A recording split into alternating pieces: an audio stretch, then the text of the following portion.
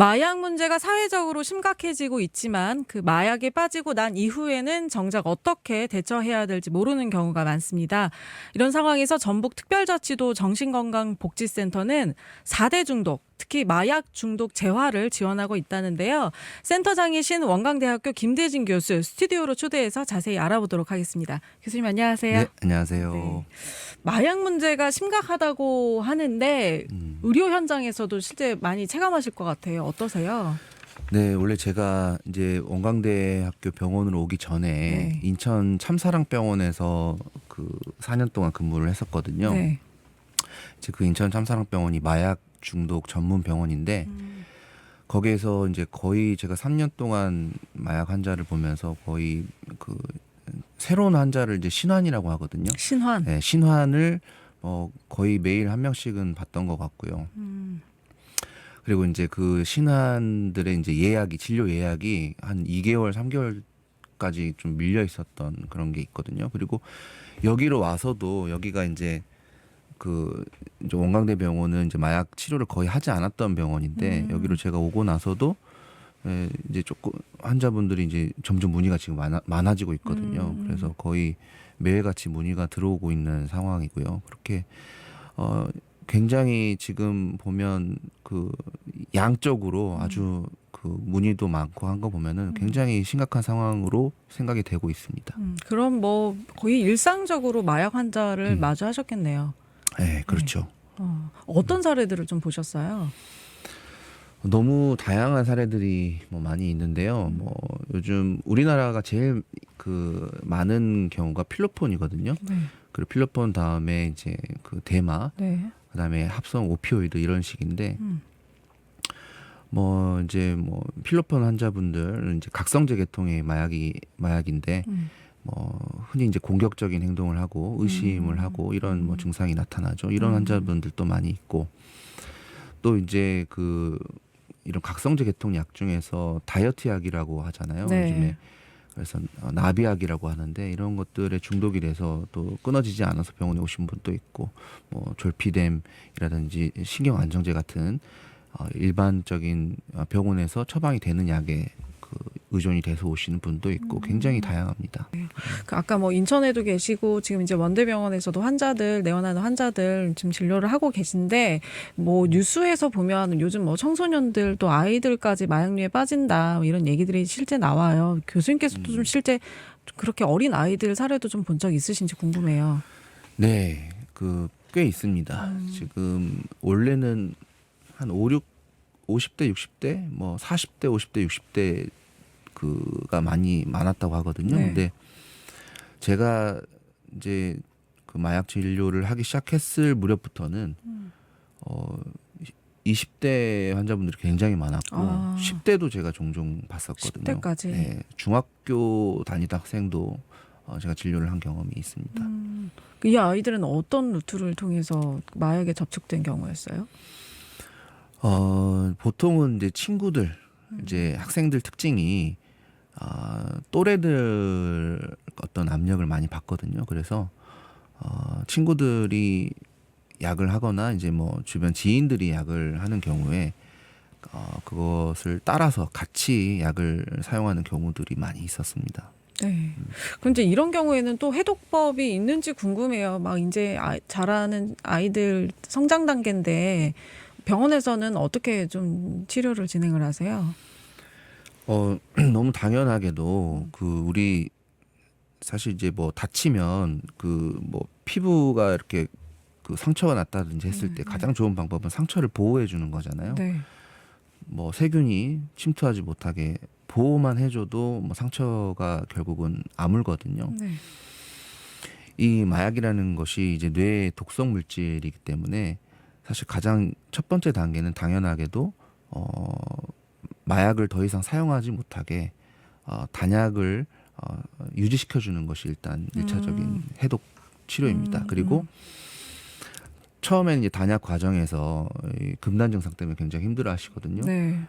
이제 금단 증상을 완화시키기 위한 약물 치료 같은 것들을 같이 하는 것이 해독 치료라고 할 수 있습니다. 통상적으로 이런 그 완벽한 단약 그러니까 이제 아예 끊어졌다라고 진단하시기까지의 과정은 얼마 정도 이렇게 기간을 잡으세요? 일단 최소한 1년 이상은 단약이 필요한 것이고요. 네. 네. 근데 단약만 한다고 해서 되는 건 아니고 네. 이제 단약이라는 것하고 회복이라는 것이 좀 다른 개념이거든요. 회복. 네. 단약은 말 그대로 이제 약을 안 하는 것이 단약인데 네. 뭐 그렇게 따지면 교도소에서 1년을 지냈을 때 그것도 단약이거든요. 음. 근데 회복이라는 거는 음. 정신적으로 건강해지고 성숙해진 상태를 회복이라고 하거든요. 그래서 뭐 웰빙이라고도 표현할 수 있는데 정신적으로 신체적으로 웰빙 상태가 됐을 때 그래서 충분히 내가 스트레스를 약 없이도 이겨낼 수 있고 삶의 의미와 보람을 느끼는 상태 이런 상태를 회복이라고 하거든요. 뭐 일종의 뭐 자립의 과정 이렇게 좀 보면 되겠네요. 네, 뭐 네. 비슷합니다. 근데 아까 이제 말씀하시기를 이제 환자들이 점점 늘어서 하루에 한 명 뭐 새로운 환자를 볼 정도로 예약도 밀리고 이런 상황에서 정작 이 환자분들을 치료할 수 있는 의료기관 또 국내 여건은 또 어떤지도 궁금하거든요. 사실 뭐 그 중독 자체를 치료하실 수 있는 분들은 많이 있는 것 같은데요. 네. 저도 이제 한국 중독 치료학회 중독 정신의학회에서 지금 활동을 하고 있고 네. 근데 이제 워낙 그 뭐 마약 문제가 뭐 최근에 좀 늘어난 것이기도 하고요. 네. 그래서 경험이 없는 것들이 일단 우선적인 이유라고 생각을 합니다. 뭐 그런 것도 이제 1차적인 이유가 있고 그리고 정신과 자체가 수요가 굉장히 많이 늘어나고 있거든요. 그래서 상대적으로 정신과 의사들이 숫자가 좀 부족해지는 느낌도 좀 있는 것 같고요. 그리고 뭐 중독을 치료하실 수 있는 분이 있다고 해도 네. 이 정신과에도 여러 가지 분야가 있거든요. 그렇죠. 뭐 노인 분야, 뭐 청소년 분야, 아니면 우울, 뭐 또는 뭐 정신병 분야, 여러 가지 분야, 뭐 치매 분야도 있고요. 여러 분야 중에서도 이제 중독이라는 것이 조금 정신과 내에서도 조금은 접근이 어려운 부분일 수도 있을 것 같아요. 네, 워낙 이 중독을 치료하기 위해서는 좀 다른 거하고 다른 접근이 필요하거든요. 다른 질환들은 이제 생물학적인 접근, 뭐 약을 잘 쓰면 뭐 좋아지는 경우도 많이 있는데 중독의 경우에는 약으로 치료되는 게 아니다 보니까 정신치료적인 역량도 필요하고 또 여러 가지 다학제적인 협력도 필요한 분야이기 때문에 상당히 그 정신과 내에서도 접근이 쉽지는 않은 그런 분야인 것 같습니다. 네. 또 이런 상황에서 우리 정신건강복지센터에서 또 이런 마약 중독 관련한 이런 재활 프로그램 또 지원도 해주신다고 들었거든요. 어떤 프로그램 운영하고 계신지 좀 말씀 좀 해주세요. 이제 중독 치료라는 게 이런 맹장 수술하는 것처럼 뭐 수술 한 번으로 치료가 되는 것이 아니고 네. 뭐 인격 성숙 과정이기도 하고 어떤 장기적인 변화의 과정이기 때문에 네. 그런 1차적인 뭐 병원에서 치료 급성기 초기 치료가 끝나고 나서도 그런 성장과 변화의 과정이 장기적으로 필요한 거거든요. 네. 그래서 특히 이제 그런 성장과 변화라는 것이 건강한 이제 사회적 네트워크에서 굉장히 효과적으로 일어나거든요.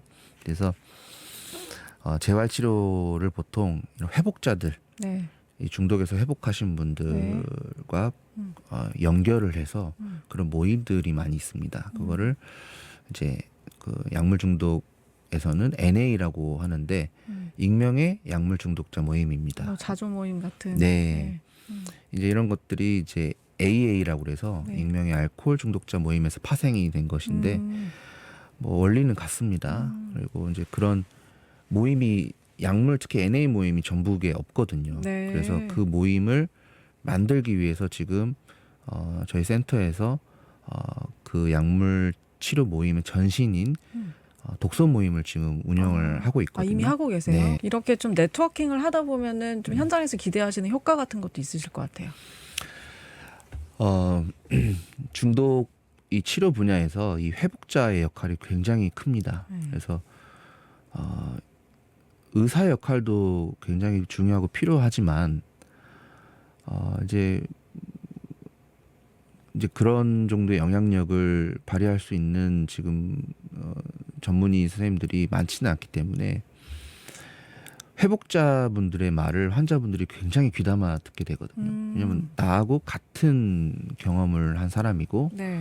나하고 같은 괴로움을 겪었던 사람이고 같은 비슷한 종류의 약을 했었던 사람이고 또 그런 사람이 이렇게 회복을 해서 잘 살아가고 있다는 것에 굉장히 그 놀라움도 느끼게 되고 또 의사한테보다도 더 쉽게 존경심을 느끼는 경우가 많거든요. 그래서 이제 그거를 치료적 전이라고도 표현을 하는데 네. 그런 치료적 전이 감정이 회복자들한테 많이 생기거든요. 네. 그래서 회복자들의 영향력이 굉장합니다. 네. 그래서 이런 재활 치료 분야에서 이 회복자들의 역할이 아주 크고 중요하다고 보여지고 실제로도 이제 모임을 진행을 하다 보면은 제 말보다는 회복 중이신 분들의 더. 말씀을 하시면은 회복자분이 말씀을 하시면 눈이 초롱초롱해져요. 그래서 굉장히 그 현실감 있게 더 그런 것들이 느껴지기 때문에 조언 같은 것들이 아주 좋은 효과가 있는 것 같습니다. 이제 이런 경우에 사실은 이제 센터를 방문하는 분들의 경우는 좀 그렇진 않겠지만 특히나 또 앞서 병원의 경우도 그렇고요. 기록의 문제가 혹시나 남지 않을까 또 그것으로 인해서 사회적 낙인 효과를 우려하시는 경우도 있어서 의료기관이 아님에도 센터조차 방문을 꺼려하시는 경우도 있으실 것 같은데 그 부분에 대해서 또 설명을 좀 해주신다면요. 일단은 뭐 자살이라든지 뭐 타살의 위험이 있지 않는 한은 그 개인정보보호법에 의해서 의무 기록은 철저하게 보호가 됩니다. 네. 의무 기록이 보호가 안 되면 이런 정신과 치료를 받을 수가 없겠죠. 네. 그래서 일단 그런 법에 의해서 기록이 보호를 받고 있고 그리고 이제 1999년도에 이제 그런 관련 법이 개정이 되면서 네. 의료인이 네. 이제 이런 마약 사용자를 봤을 때 네. 신고를 해야 되는 의무가 없어졌거든요. 네. 그래서 병원에 와도 그런 법적인 문제와는 상관이 없기 때문에 네. 안심하고 병원에서 진료를 받으셔도 됩니다. 네.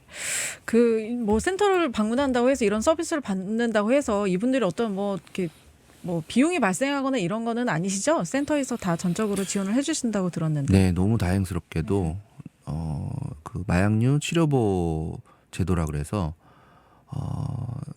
지금 현재 치료비를 지원해주는 제도가 운영이 되고 있거든요. 국가적으로. 거기에다가 이제 올해 8월부터 건강보험이 이제 마약 치료에 적용이 되기 시작해가지고 네. 건강보험 적용을 받을 수 있고 거기에서 벗어나는 비용 역시 마약류 치료보호 제도에서 지원이 되기 때문에 네. 치료비 부담이 많이 없는 상태입니다. 네. 이분들이 이렇게 회복되기까지 앞으로 센터 역할이 참 중요할 것 같아요. 또 이런 서비스를 하고 있다는 것도 또 많이 알리셔야 할 것 같은데 그래도 지금 현재로서 좀 더 이런 부분은 정책적으로 보완됐으면 좋겠다 하는 부분도 교수님 있으실 것 같아요. 이제 일단은 뭐 컨트롤 타워 이런 정책을 결정하고 정책을 실행시키는 어떤 컨트롤 타워에 반드시 중독 전문가가 있어야 될 것 같거든요. 지금 사실 너무 이런 중독 분야의 어떤 중독과 관련된 기관들이 너무 산재해 있어가지고 네. 뭐 마약 중독은 식약처에서 관리하고 뭐 어떤 다른 중독은 뭐 문화체육관광부인가요? 근데 그런 다른 부서에서 관리하고 다른 어떤 중독은 또 복지부에서 관리를 하고 그건 아까 문체부에서 관리한다는 거 미디어 중독 이런 건가요? 네, 그렇죠. 뭐 게임 요즘에 논의되고 있는 뭐 게임 중독이라든지 인터넷 중독 그런 것들이죠. 도박 중독도 문체부 관리하는 것 같고요. 근데 마약 중독도 식약처에서 관리를 하고 있고 또 근데 마약류 치료보 이 제도는 또 복지부에서 예산이 내려오고 있고요. 이러다 보니까 이게 뭔가 제가 경험을 해보면 이 통합적으로 뭔가 관리가 안 되고 있고 이런 그 컨트롤 타워의 전문가가 없는 느낌이어서 굉장히 그 제가 실제로 이런 그 행정 부분하고 이제 연계해서 일을 하다 보면은 네. 좀 아쉬울 경우가 많이 있더라고요.